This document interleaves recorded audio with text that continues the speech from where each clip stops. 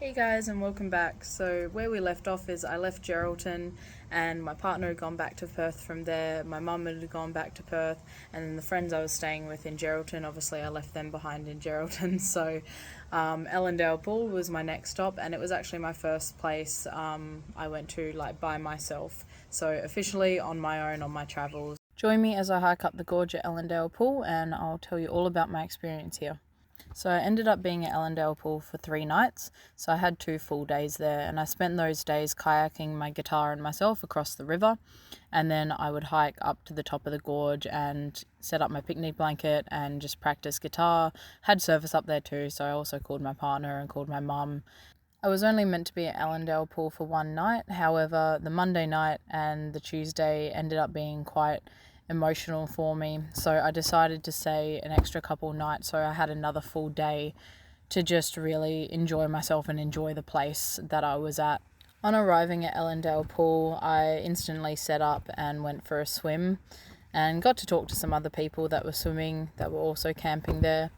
But when I kind of got and settled back at my campsite and cooked myself dinner for the night, I realised that I was kind of feeling lonely for the first time on my trip. Now that I am truly, by myself and I didn't have other people around me that I knew. So I've brought my massage table along with me because I'm a remedial massage therapist, and I was hoping that to make a bit of money on the road, I can offer massage at different places, and one idea was to offer massages at campsites.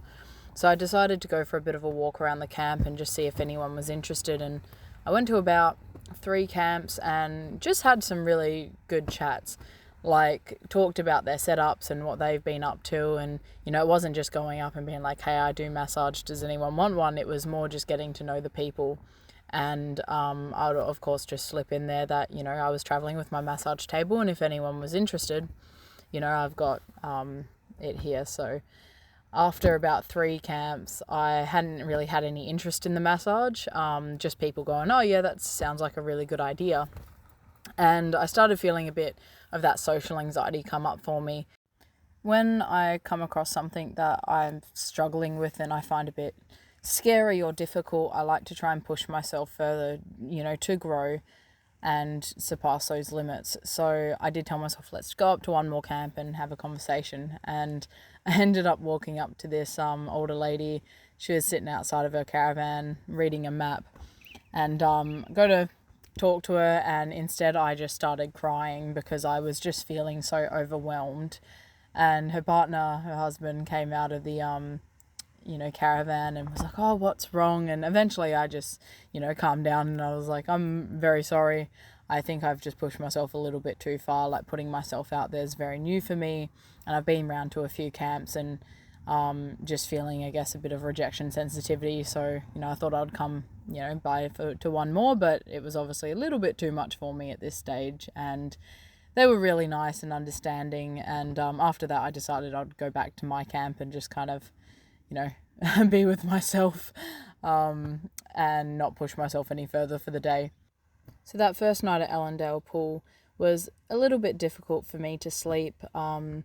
Another thing to note about me is me and my partner are polyamorous. So although we are committed to each other, we also allow each other to explore connections with other people.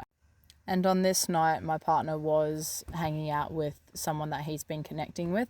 So for me, I do have trouble to sleep on nights like that because I just get in my head. And even though value-wise I want this kind of relationship, emotionally I do struggle with it. And there's a lot of internal work that I've been doing, on myself to be comfortable with it, because it is something I very much want. With the emotional challenges I was going through at Ellendale Pool, I did have a bit of a breakdown on the phone to my partner that day. When I got down from being at the top of the gorge, I went for a swim, and I remember just looking up at where I had been on call with my partner and all the emotions that I was going through, and all of a sudden looking up at where I spent my day. Everything that I'd been feeling all of a sudden just felt so small compared to where I was. The second day there was actually a really positive one. I spent it on top of the gorge again, practicing my guitar and singing. And in the evening, I had some good chats with other campers. I got invited to hang out with a group that were travelling from Perth together. They all met at a hostel there, and it was really cool to just have a couple of hours connecting with some people closer to my age and having that experience before moving on. So after my third night at Ellendale Pool, the next morning I headed off and went back into Geraldton. On my way, I did stop by a roadside stop to get a photo of Dumbo, my car, next to a wind turbine wing, which was very cool. He looks very small in comparison. On the way back to Geraldton from Ellendale Pool, I also did notice a bit of a loss of power to my car. It wasn't anything significant, and I actually kind of more just shoved it aside and was like, oh, I'm probably just being paranoid because I have just had my car serviced at a mechanic that isn't my usual. And when I did get my car back from them, one of my brake pads hadn't been put on properly, so my car was making like a screeching noise when I braked and when I turned, and it was that right front tyre. The brake pad needed to be readjusted, so I brought it straight back to them and they fixed it for me then. But ever since then, I just kind of felt like I could hear a little bit of a whistle coming, but it's hard to hear over the turbo. And on top of that, then I had this kind of loss of power. But I think I was just kind of like, I think I'm overthinking it. So stay tuned for the story of what that turned out to be. That's a fun one. And anyway, so I got back into Geraldton, and I also decided to take the rock sliders off my car. So I had the rock sliders advertised on Facebook Marketplace for a bit over a week now and had no one show any interest in them.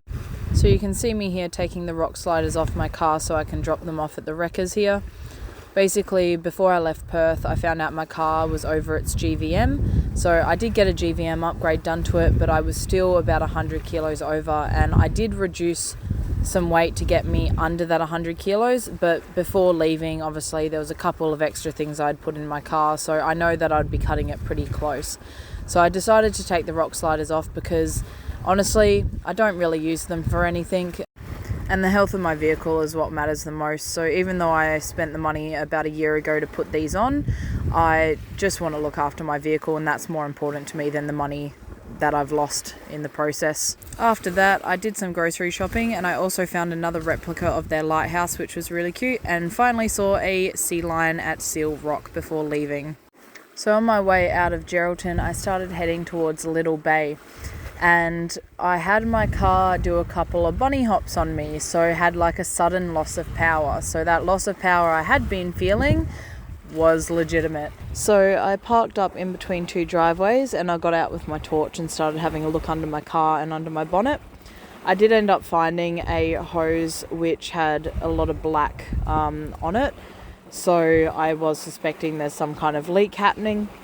I then had a bloke pull into the driveway, and it turns out his brother, who lived up at the house, was a mechanic, so he sent him down to help me. So the hose I noticed that had the black all over it turned out to have a couple of cracks in it, which was causing the leak, and it was the hot side boost hose. So you can see here what we've done is we were boiling up water to soften the silicone that he had cut in half. And then he got a metal pipe, which he was pushing into the silicone pipes to seal up those cracks. And it was just a temporary fix, but it worked. I ended up staying on their property for the night, and he had work the next day in Geraldton, so he went in and got the new parts for me. When he finished up at work, he came back and replaced both my boost hoses for me. To say thanks, I did spend some time doing some burning off on their property, and I also got to cook myself up some potatoes on the fire for lunch. So that was awesome and a really good story to tell. So with my car fixed, I managed to make it to Little Bay for the following night. I arrived around sunset, and in the morning I woke up and went for a walk along the beach before leaving. It was just a brief pit stop on my way back up to Kalbarri, but I'm so glad that I checked it out.